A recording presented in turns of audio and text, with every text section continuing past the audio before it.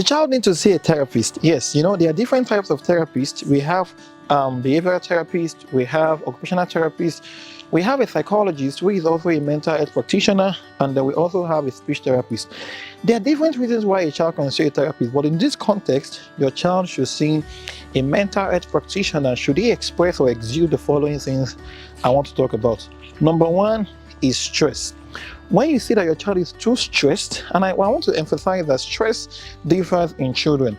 The way a child is going to react to stress would not be the same another child is going to react to stress. Take, for example, domestic violence in the home could cause stress for children. Problems in the school could cause stress for children. Problems within the child in terms of food, in terms of the way bullying, among other things, could cause stress. So at that time, if you see that your child is extremely stressed, he or she must see a therapist. Number two, extreme curiosity. By that, when your child is asking about death, when your child is asking about who has died, or anything that has to shock you, that could also be a concern that you have to see a therapist. Another one is extreme sleep or low sleep. If your child could not sleep the way he used to sleep based on his pattern, you also have to consider seeing a therapist.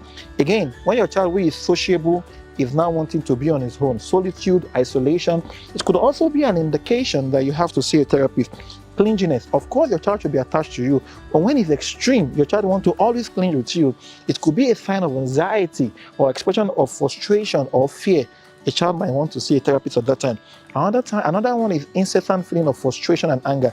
Your child is gentle, but now he's always frustrated, wanting to attack people. He might have to see a therapist. Now, loss of interest in favorite activities. Your child loves to go to the park, he loves to play football, he loves to talk to people, but he does not want to do all of these things. That could also be a sign.